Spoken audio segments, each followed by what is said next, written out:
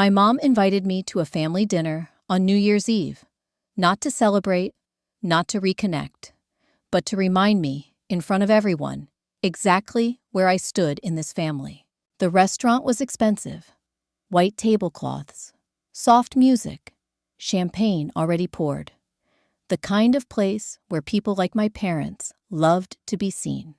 For a moment, I actually thought, maybe this year would be different. Then my mother leaned in close enough that only I could hear her. She smiled, and she whispered, "We only invited you out of pity. Don't stay too long." My brother laughed out loud. Someone at the table called me the family disappointment. Another relative joked that at least I showed up on time for once. They all laughed like it was harmless, like it was nothing. I didn't cry. I didn't argue. I didn't defend myself. I just sat there, holding my glass, listening to my own family tear me apart like entertainment. And then something inside me went very quiet. I smiled. I stood up. I said I had an early morning, and I walked out alone into the cold night. They thought I left because I was weak. They thought I'd go home, feel ashamed, and disappear again like I always did. What they didn't know was that by the end of the next week, their favorite vacation property would be gone. Their accounts would be frozen, and the money they quietly depended on would disappear. Not because I stole anything, not because I yelled or threatened, but because I finally read what I had signed. And here's the part that still shocks people when they hear it. The person they mocked that night was the one holding their entire financial life together. If you've ever been treated like a burden by the people who benefit the most from you, this story might feel uncomfortably familiar. Before we go any further, take a moment to subscribe to Revenge Water Story. These are the kinds of stories you come back to when you're busy, tired, or just need a reminder that actions always come back around. Now let me ask you something. What would you do if the people who laughed at you had no idea their security rested on your name? Stay with me, because what happened next wasn't loud. It wasn't dramatic, and most of it happened in silence. But by the end of this story, nothing in my family was ever the same again. The truth is that dinner didn't come out of nowhere. It was just the loudest version of something that had been happening quietly for years. My mother had texted me 3 days before New Year's Eve. Short, polite, almost cheerful. "We're doing a family dinner downtown. You should come." No apology, no explanation. Just an invitation that felt more like a summons. I almost didn't go. Part of me already knew how it would end. But another part of me, the same part that had shown up for every awkward holiday and forced smile, still hoped. Hoped that maybe this time I wouldn't be the punchline. The restaurant was exactly the kind my parents loved. Expensive, but quiet about it. The kind of place where the menus don't have prices and the servers address my father by his last name. When I walked in, they were already seated. My parents, my brother, a few relatives I only ever saw when there was something to show off. Everyone looked polished. Tailored jackets, jewelry that caught the light just enough to be noticed.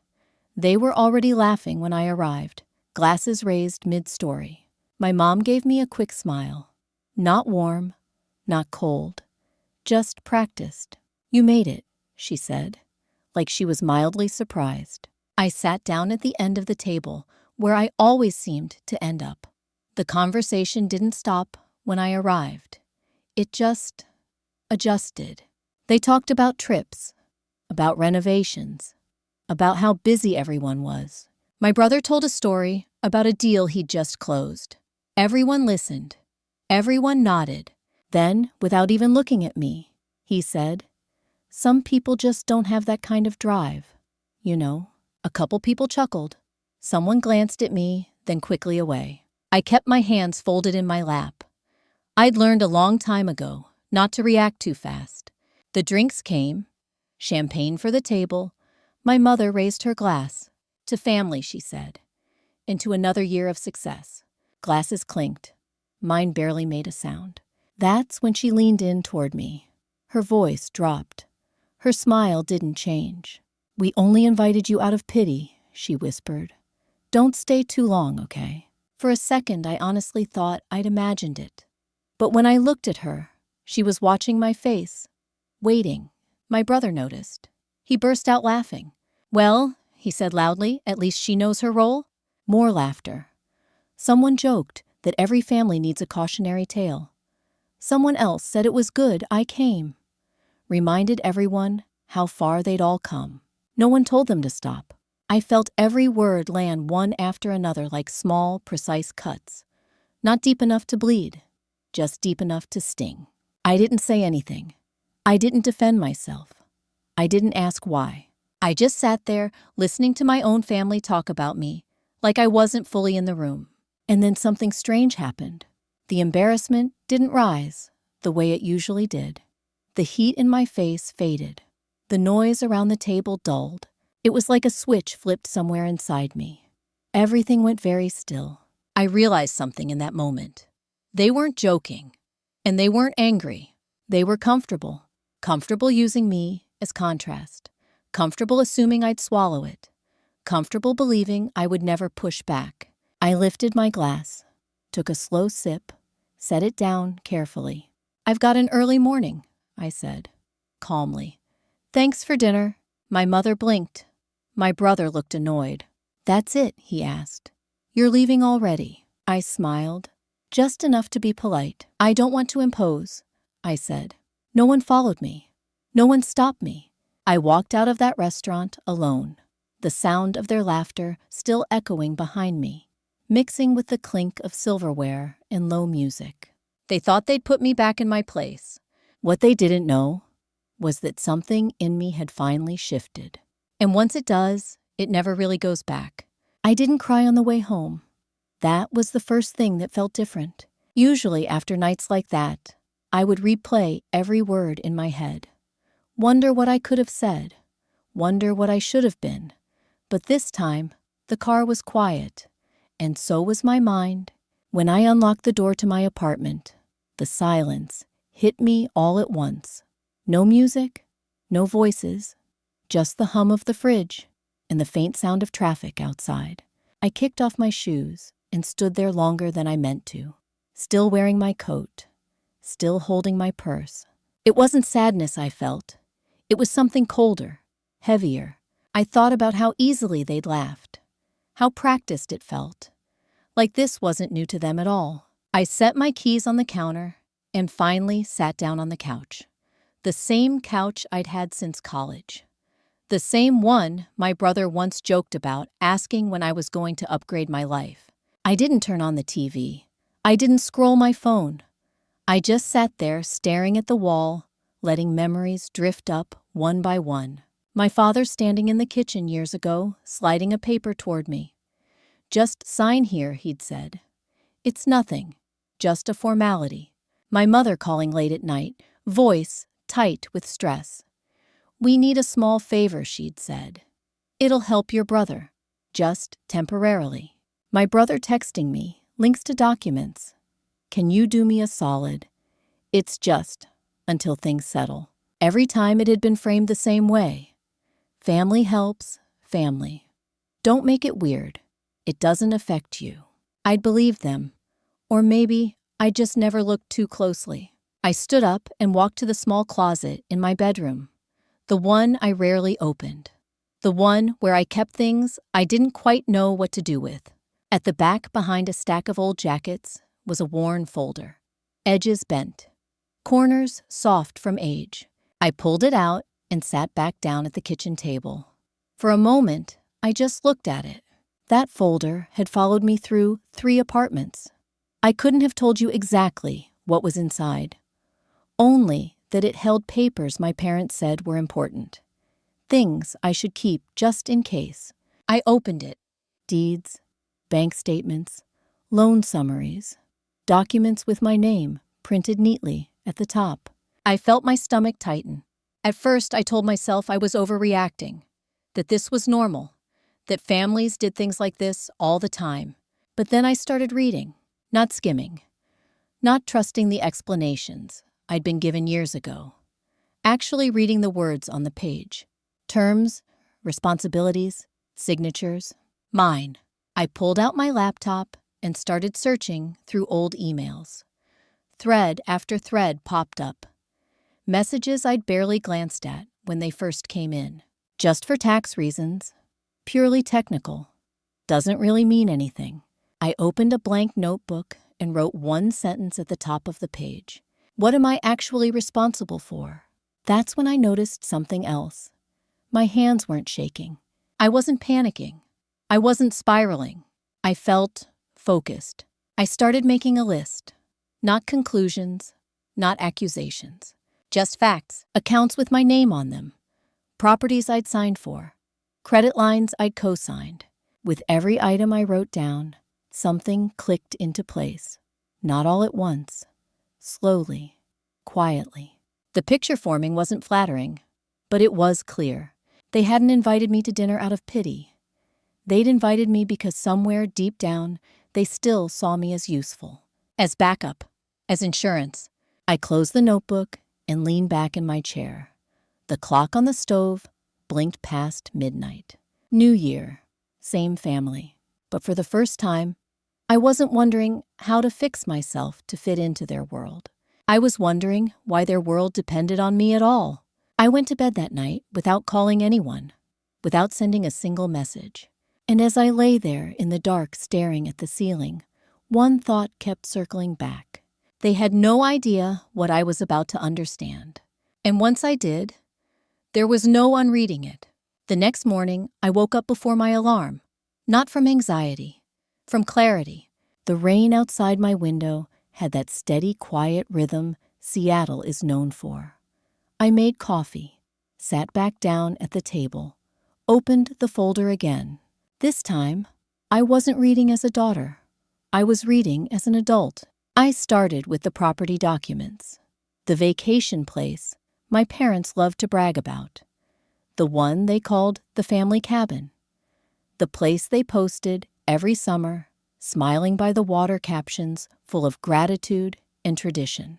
I had been told my name was on it for tax reasons, something about inheritance planning, something about keeping things simple.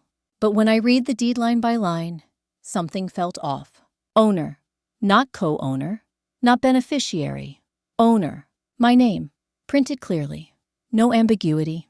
I checked again, then a third time. There it was, black and white. The cabin wasn't partly mine. It wasn't symbolically mine. It was legally mine. I felt my chest tighten, not with excitement, but with confusion. If this was true, why had they always spoken about it like I was a guest? I moved on to the next stack, a credit card account I barely remembered opening. Supposedly, to help me build credit. I logged into the online portal for the first time in years. And there it was again, primary account holder. Authorized users, my parents, my brother. I scrolled through the statements. Flights, hotels, restaurant charges from cities I hadn't been to in years. I hadn't built credit. I'd funded a lifestyle. My hands finally did start to shake then. Not from fear, from realization. The next document hit even harder. A line of credit opened years ago when my brother's business ran into trouble. I remembered that night clearly. He'd called close to midnight, voice tight, desperate. I just need your signature, he'd said. Dad says it's temporary. I'll take care of it. I'd trusted him. According to the paperwork, I wasn't just helping. I was fully responsible. Co-applicant, equal liability. I sat back in my chair and stared at the wall. The room felt smaller suddenly, like I'd been standing inside a structure I'd never seen before, and now the lights were finally on. Page after page told the same story. Utility bills tied to my social. Backup accounts opened with my name. Financial safety nets I didn't know existed. I wasn't the failure they joked about at dinner. I wasn't the one who needed rescuing. I was the rescue. They had built their security quietly. carefully, around my name, and they had done it so slowly, so casually, that I'd never questioned it. I opened my notebook and flipped to a clean page. At the top, I wrote 3 words. Take it back. Below that I started a list. The cabin, the credit card, the line of credit, everything with my signature on it. For the first time, the idea of control didn't feel abstract.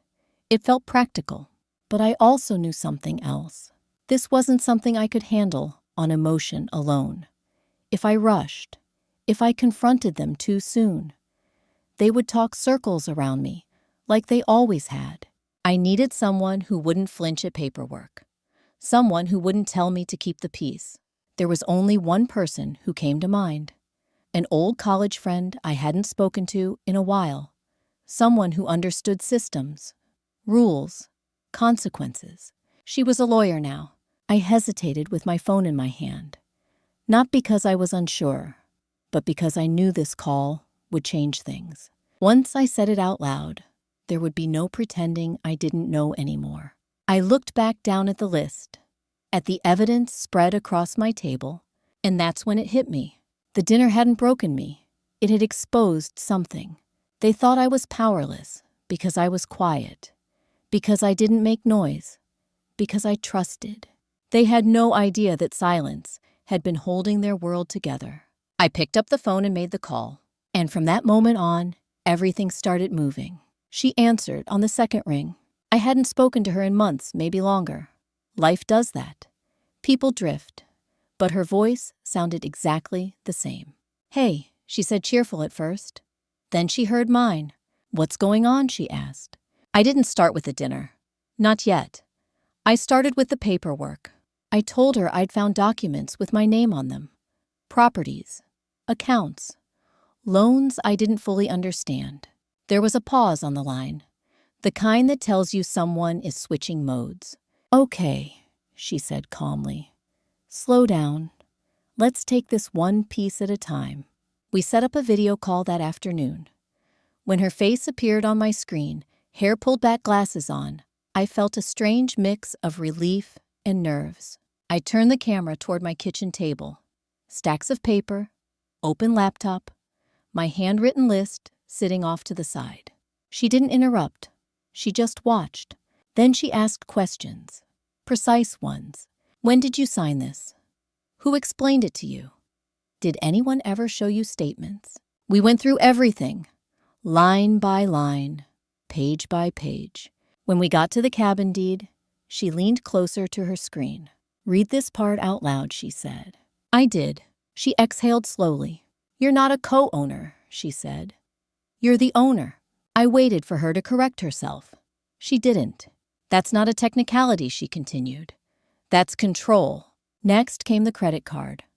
She had me log into the account while she watched. Primary holder, she said, nodding. Authorized users attached to you. She didn't sound angry. She sounded focused. This is important, she added. You didn't steal anything. You didn't trick anyone.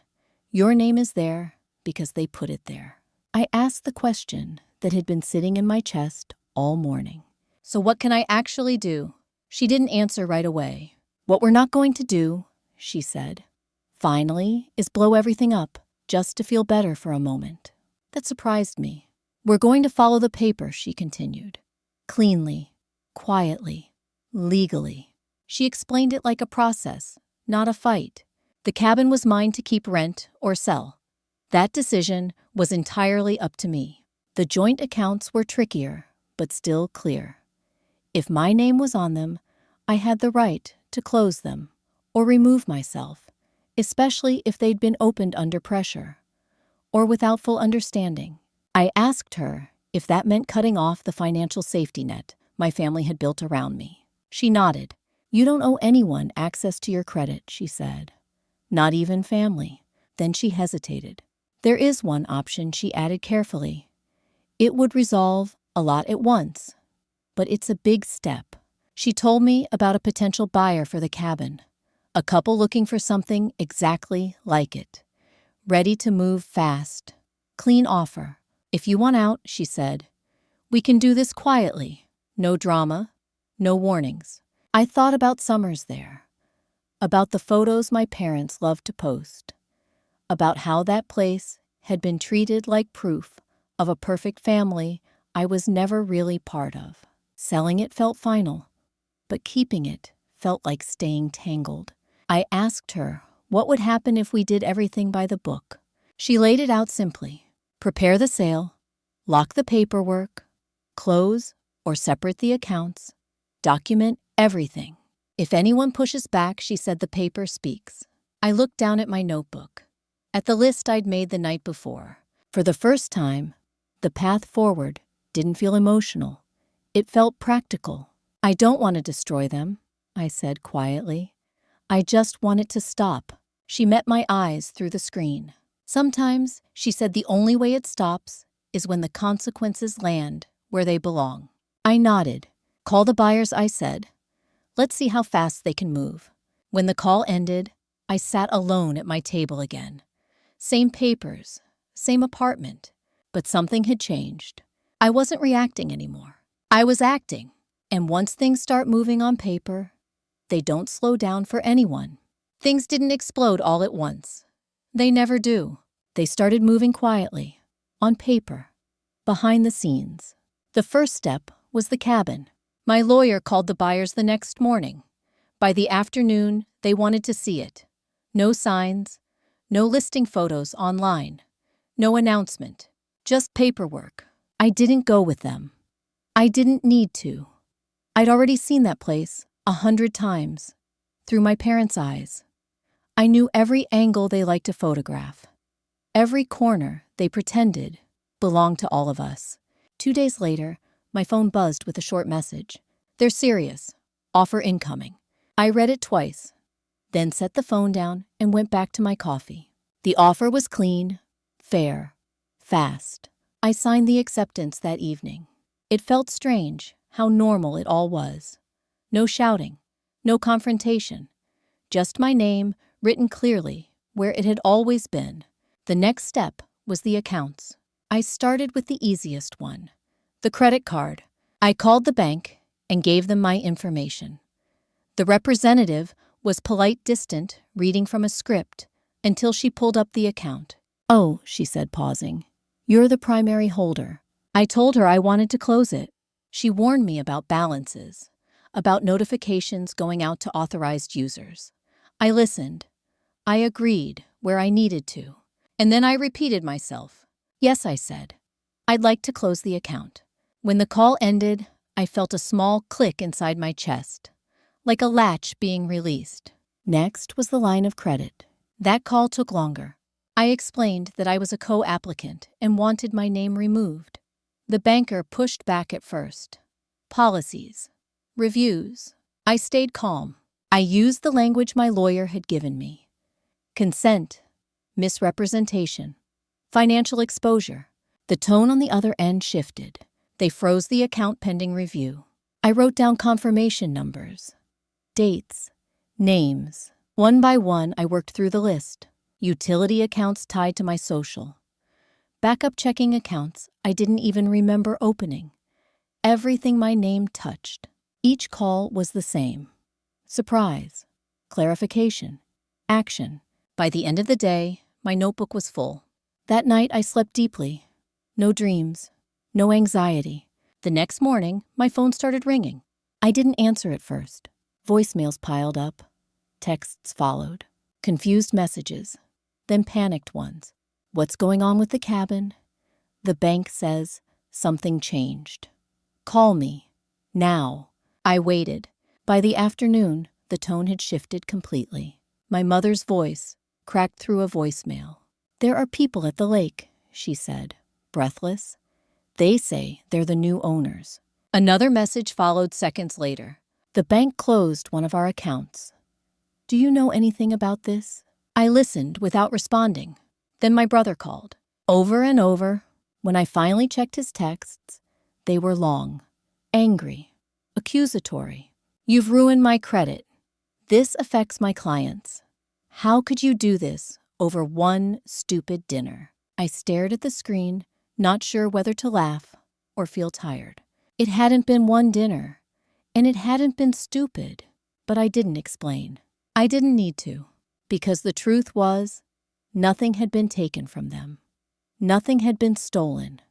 Nothing had been done in secret. All I had done was step out of the way. They had built their comfort on the assumption that I would always be there. Quiet, compliant, invisible. Now the support was gone, and they were feeling the weight of it for the first time.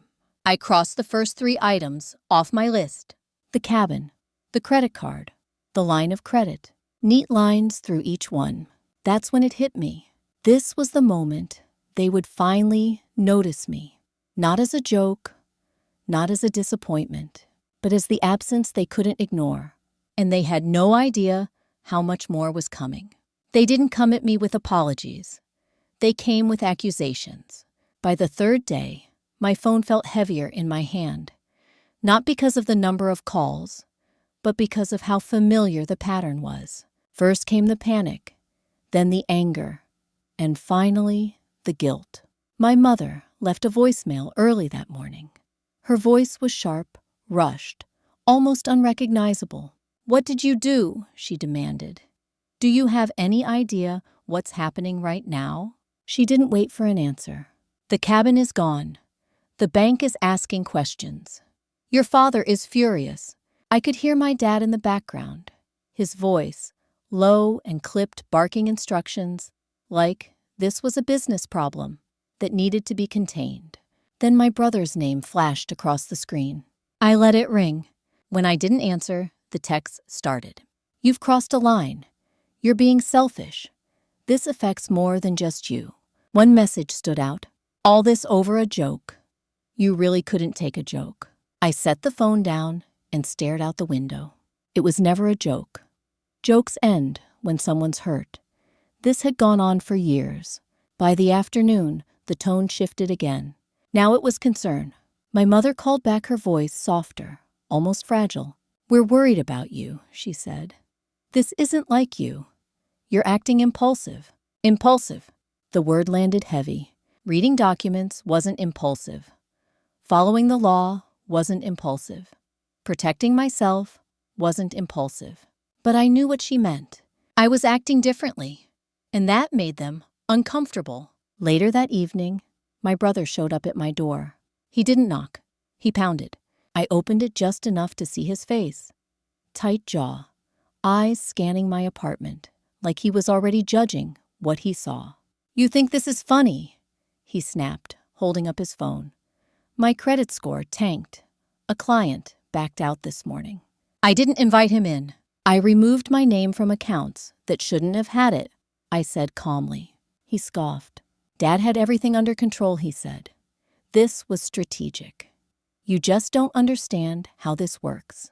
I reminded him of the night he'd called me, panicked, asking me to sign, of the promises he'd made. He waved it off. "That's family," he said. "We all help each other." "Then why was it only my name on the risk?" I asked. He didn't answer that. Instead, he leaned closer. "You're blowing this up," he said. "Mom hasn't stopped crying. Dad says you're ruining everything." There it was. Not concern for me. Concern for the system I'd stepped out of. I told him I wasn't ruining anything. I was stepping back. He laughed short and sharp. "You think you can just walk away," he said. "This is going to follow me for years." "For me too," I replied. "That's why I stopped it." His expression flickered for a second. Something like doubt. Then it hardened again. "This isn't over," he said. "I'm bringing Dad." He left without another word. An hour later, there was another knock. Quieter, heavier. My father stood there, composed, calm, in that way he always was, when he thought he still had leverage. He walked in without asking and took the chair at my table. "Let's talk like adults," he said. So we did. He talked about responsibility, about reputation, about how my actions were affecting the family. I listened. Then I slid a folder across the table. Copies of deeds, account statements, notes from my lawyer. I watched his eyes move faster as he read. When he saw the legal letterhead, his jaw tightened. "You went outside the family," he said quietly. "I went to the law," I replied.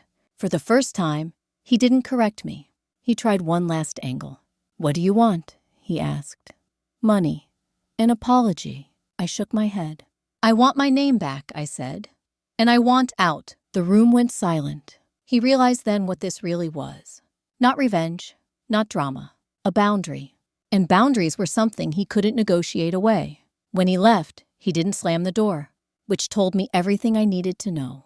They weren't angry because I hurt them. They were angry because they could no longer use me. The next few days felt strangely quiet. Too quiet. No calls, no messages, no surprise visits. I knew better than to believe it was over. When my father finally reached out again, it wasn't with anger, it was with logistics. "Let's meet," he said. "Somewhere neutral." We chose a small office downtown. Not my place, not theirs. A space that felt official. He arrived first, suit pressed, expression calm, the same look he wore when he thought he still controlled the room. My mother came in a few minutes later. She looked smaller, without the house, without the setting that usually framed her confidence.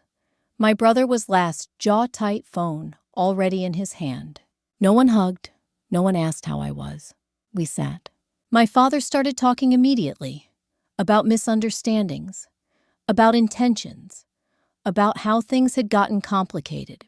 I let him finish. Then I opened my folder. I laid out the documents slowly. Not to intimidate, to be clear. The deed, the account summaries, the letters from my lawyer. I didn't raise my voice. I didn't rush. "This is what exists," I said. "This is what I signed. And this is what I'm stepping away from." My brother scoffed. "You're acting like we did something illegal," he said. "We were helping you." I looked at him. "You never asked if I wanted help," I said. "You asked for access." My mother tried next. "You know we didn't mean to hurt you," she said softly. "We were just managing things." "For yourselves," I replied, using my name. That's when my father finally stopped interrupting. He leaned back in his chair and studied me. Not like a parent, like a negotiator. "You understand," he said carefully, "that this affects everyone." "Yes," I said. "That's why I'm being clear." He glanced at the paperwork again, at the signatures, at the letterhead. For the first time, I saw hesitation. "What if we make adjustments?" he asked. "Restructure things. Put some protections in place." I shook my head. "I'm not restructuring," I said. "I'm exiting." Silence filled the room. This wasn't a tantrum they could wait out. This wasn't emotion they could smooth over. This was final. My brother stood up abruptly. "You're blowing up the family," he snapped. "All because you couldn't take a few comments." I met his eyes. It wasn't the comments I said. It was the contracts. That landed. My mother's eyes filled with tears. Not performative this time.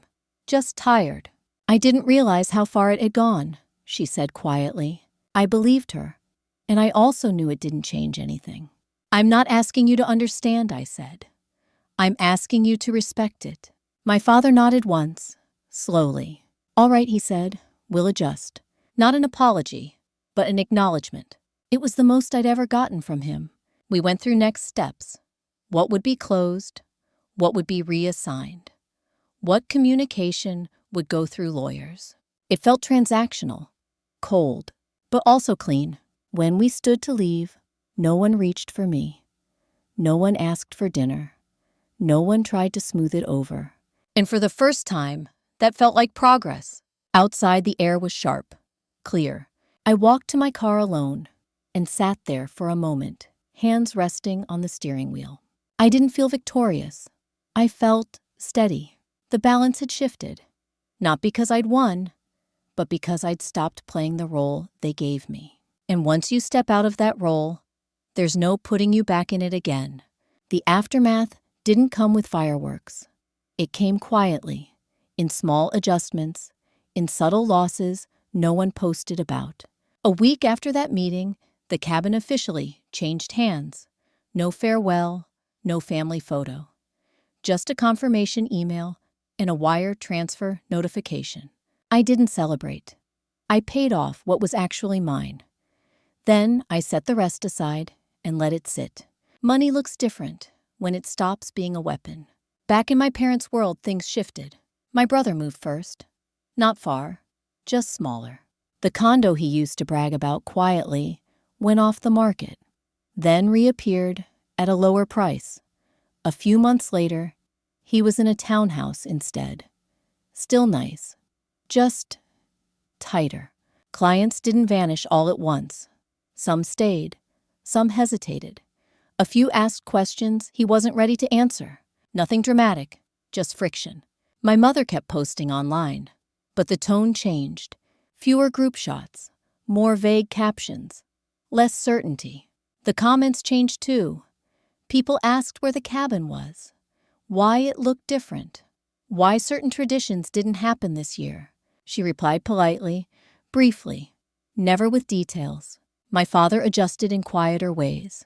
He stopped talking about expansion, stopped hinting at big plans, the kind that require cushions underneath. I heard all of this secondhand, through mutual acquaintances, through silences where there used to be updates. On my end, life didn't suddenly become glamorous. I kept the same apartment, the same routines, but something fundamental had shifted. I slept better, not longer, just deeper. I stopped flinching when my phone rang. One afternoon, a few weeks after everything finalized, I signed a lease. Not for a home, for a workspace. A small studio a few blocks from my apartment. Big windows, scuffed floors, nothing fancy. The first time I unlocked the door, I stood there longer than I meant to. The room was empty, quiet. Mine. I set up a secondhand desk, put my laptop down, hung a couple of sketches I'd been meaning to frame for years. No one could claim it. No one could borrow against it. No one could leverage it. I sent a photo to my lawyer. She replied with 3 words. About time. That space became my anchor. Not because it made money, but because it didn't owe anyone anything. Months passed. When my mother finally asked to meet, it wasn't dramatic. No demands. No agenda. Just coffee. Somewhere public. She looked older. Not weaker. Just less armored. For a while, we didn't say much. Then she spoke. I didn't realize how much we leaned on you, she said quietly. It was easier to tell ourselves we were helping. I listened. She apologized. Not perfectly, but sincerely. I thanked her, and I didn't promise anything in return. I'm not cutting you out, I said, but I'm not going back to how it was. She nodded. This time, she didn't argue. My father took longer. When we finally spoke again months later, it was brief. He didn't say he was sorry. He said he hadn't thought I'd ever push back. You never cared about money, he said. I cared about honesty, I replied. That was as close as we came to resolution. We don't have the kind of relationship people post about. There are pauses, careful topics, unspoken boundaries. But there is something we never had before: respect. They stand on their side of the line. I stand on mine. And that has made all the difference. The strangest part of all of this is how ordinary it became. No revenge, no triumph. Just a quiet return to balance. They learned what it meant to stand without leaning. And I learned what it felt like to finally stand on my own. People like to think stories like this end with a clear victory, a dramatic reconciliation, or a clean break. Real life doesn't work that way. What was left after everything wasn't triumph. It was space. Space where noise used to be. Space where expectation used to sit. Time passed. Weeks turned into months. We learned how to exist on opposite sides of the same family without pretending nothing had happened. When holidays came around again, the invitations were different, shorter, more careful. No assumptions, no pressure. I attended one, left early, on my terms. No one made jokes. No one tested me. They didn't know how. That was new. I noticed something else too. They stopped asking me for favors. No last-minute signatures. No urgent calls. No just this once. Not because they suddenly became considerate, but because they understood now that access had limits. And limits change behavior. I didn't become colder. I became clearer. I stopped explaining myself, stopped justifying decisions that were already made. When conversations drifted toward guilt or nostalgia, I let them pass. I didn't grab on. The version of me that carried everyone else quietly was gone, and I didn't miss her.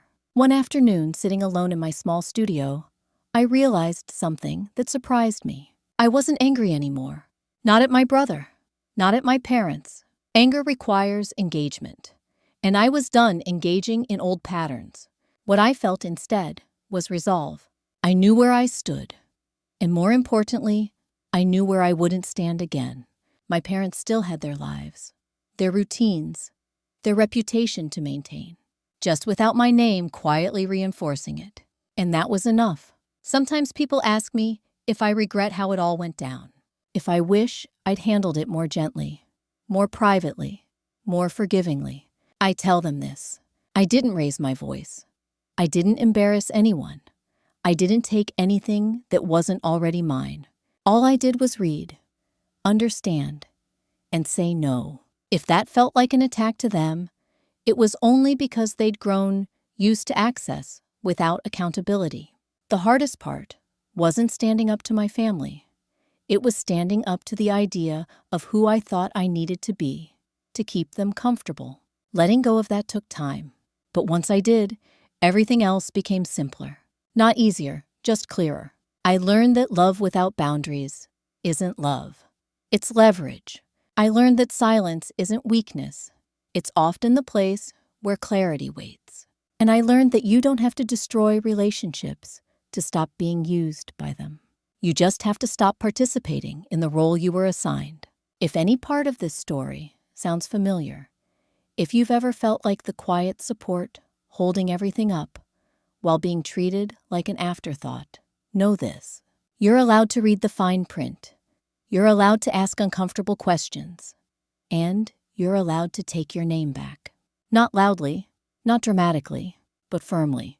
Because the moment you do, the story changes. And it changes for good. If there's one thing I've learned after years of watching families fall apart and sometimes quietly heal, it's this. Most damage doesn't come from outright cruelty. It comes from small permissions given too often, from silence mistaken for consent, from trust that's never checked against reality. Stories like this aren't really about money. They're about boundaries.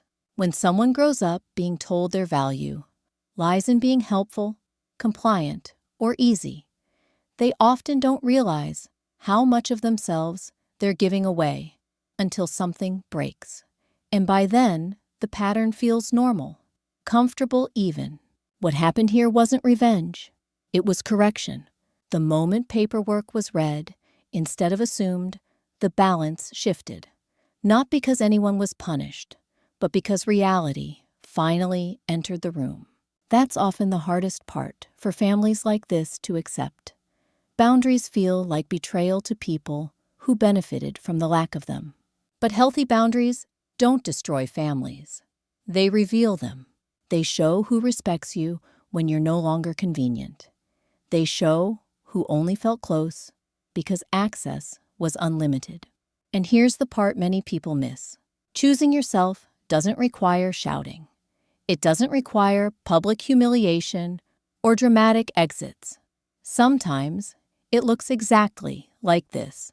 Reading, asking questions, saying no, quietly. If you've been watching this story and feeling a tightness in your chest, a sense of recognition you can't quite explain, let me say this clearly. You're not weak for trusting.